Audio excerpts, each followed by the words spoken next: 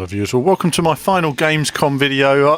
This is a hotel I was staying in. It was a converted monastery that I was staying in Cologne, and I thought I'd just film. We had this random guy here, monk here, just sort of sitting on a bench, and all this part here of this mural, this was all destroyed in the war, and so they had a big mural of what used to be there. And so this has now been converted into a hotel, and this is why I stayed during the Gamescom. I wanted to share a little bit of my adventure over there. I quite like the architecture. The architecture in Germany, they do have a lot of sort of steel and concrete, different sort of shapes and stuff like that, but at the same time keeping a nice sort of flair to it as well. So it's a very nice sort of part of the hotel adventure I wanted to share with you guys. Crossing the bridge there, and you can see some of the architecture there along the Rhine. Very nice. I thought they were fascinating buildings. Of course, the cathedral as well. Before entering early in the morning on the press day, when it was relatively quiet, it quickly got very busy indeed, and I was just filming some sections here, and you can see the big tank as well. Everybody liked that tank. If you came in here on the actual public days, it was just far too busy to even get near this area. All very popular, and you can see the walkways here where the queues would form. The queues were like hours long. The Need for Speed stand, they had these cars on the stand. I thought I'd get you guys some footage of these. We always like some cars, and again here this Ferrari as well. Unfortunately we wasn't able to get any footage of the game. You can see here it was impractical filming on the stand, and EA have not given us any access on Need for Speed this year. We have tried to get access to the game, but they're being a bit coy about it, so I don't know if that questions the quality or not, but certainly they're not being very open in giving us a hands-on. We will, however, continue to try getting some coverage on it. See some soldiers here that were lined up. This was part of the Titanfall area. Well, actually they weren't. Actually, these two girls here asked them to line up, and they quickly formed. You know, it's the way it is. And then off to the Titanfall robot. There we are. Look at that. That was massive. Big as a house. Bigger than a house. Now, if you think of my height there, I'm 6'6", so 6'7". So obviously you can see how big it is. Massive piece. It's basically life-size Titanfall unit. Pretty cool. I liked all the detail on this. Really nice. You can see the lighting there, and the cameras, and the head moving about, looking around the room. I thought that was pretty cool.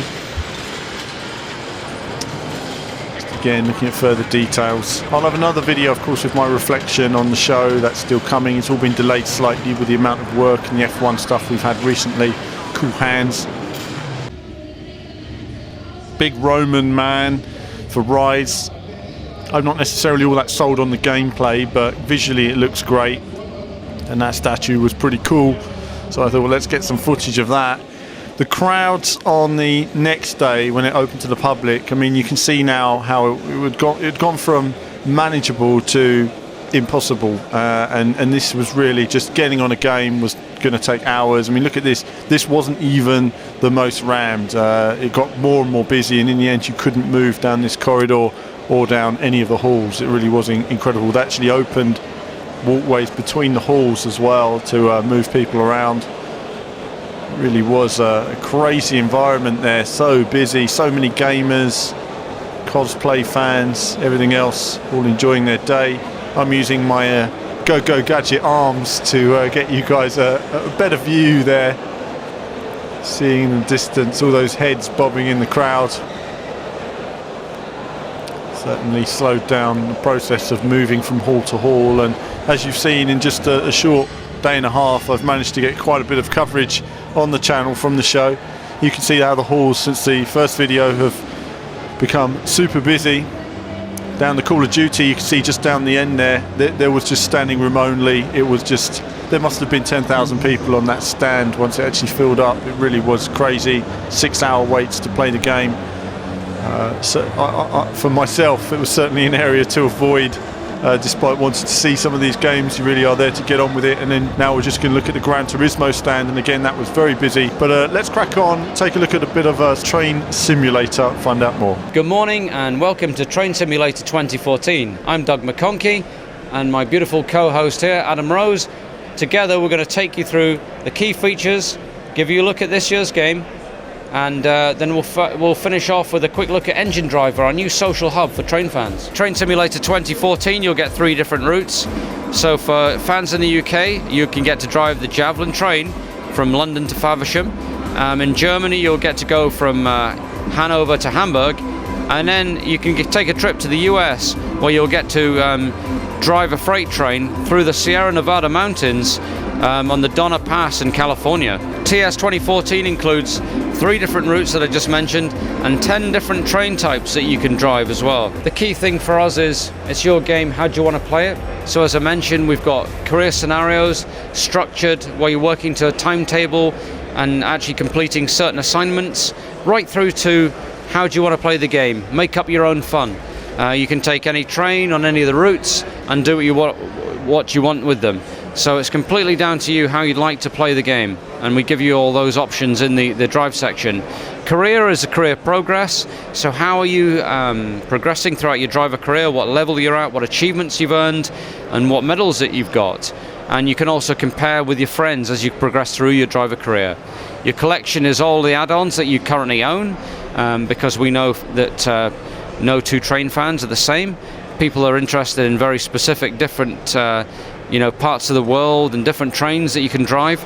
So we make all that available to people to download and build it out. So that's where you'll see all your content. We know that about 30% of our players actually enjoy creating content for the game. So this year we're giving them the pro tools that we actually use ourselves at railsimulator.com to be able to build their own content. So you can actually take existing content and edit that, or you can actually build new stuff from scratch. And also you can play it yourself, you can share it with other players, and you can even sell it through the Steam Workshop. It's a great way of introducing new content for the community. And then Store is where we've got over 100 pieces of content currently available for you to expand your horizons depending on what you're interested in as a train fan. Over 100 pieces of content in Steam. And it comes out in September the 27th in the UK, September 26th in Germany. So that's Train Simulator then. I was looking at that because I thought, we've seen the farming simulator and the trucking simulator. I'm going to check out some of those simulators on the channel in the coming months. Just a new thing I'm going to look into. Of course, I had some access behind closed doors. I've seen a number of different games being played. One of them here you can see is a new fighting game using Kinect on Xbox One. You can see Ashens there. Some of you may know Ashens, his YouTube channel. He went in there with me and they said, do I want to test it? I said, no. I'm going to film these guys playing it and see how they get on. It would have been an interesting test, I think, for Kinect to see if it could actually see me, because my Kinect can't. I'm just simply too tall for it. But certainly this time Kinect seemed a lot more responsive. The fighting game seen here by Ubisoft was a similar style to the dancing games. It shows you what stance you have to take, and you have to take that stance. And as these guys got better at it, the game got more reactive. Certainly this was an early stage, because like when you play the dancing games, you don't know all the different stances you need and when to do them. But when you play it loads and you memorize it, you become better and better. I don't know how much reaction you can put into this yourself in terms of moves you can select, but certainly it would be interesting to see how you alter your own combos. The fighting itself was brutal in terms of sound effects. There was some really hard-hitting effects and action going on, and you can see you have these moments where you obviously have to punch really quickly and daze your opponent, and you can use aspects of the background and the environment. So visually, again, very nice as well. It's an Xbox One title, so looks very nice indeed at this early stage. I don't know how much of this has been sort of shown publicly at Gamescom. As I say, this was a behind closed doors opportunity. We have a number of these actually that are non-racing related. So even though I see racing games a lot of the time before they come out, I also see a lot of other genres as well. And some of this will eventually appear on probably the Team VVV Games channel. Once we find some people to help out VVV, we'll definitely look to run a bit more content there. These are the scenes, obviously hard-hitting scenes between the two competitors. Ashens was dominating this game.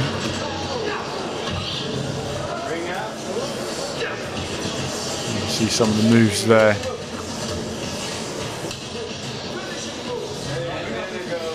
it's interesting to learn how quick Kinect is in taking up the actions and how reactive it was. Apparently there was still some lag, some delay, but certainly nothing like a current Kinect system. It's much more reactive. This type of game, it'd be interesting to see how everybody got on with it. But a discussion now of whether they wanted to play again, and they did, and they ended up having 3 different games, and this went on for about half an hour, so we're going to leave it there.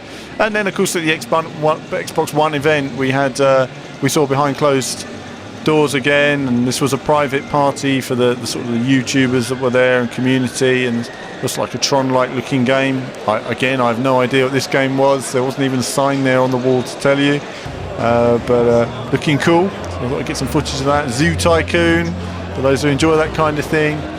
All the sort of YouTubers and YouTube celebs were there, Yogcast and all that, enjoying their evening at the Microsoft event. Of course, I spent my time focusing on Forza 5, but all this was going on as well. So there's always lots to see at those events. But that's it for this Gamescom final bits and pieces video. The next video now will be my reflection on the games I've seen so far, including these 4 that we have links to. If you haven't seen them already, do click on those links.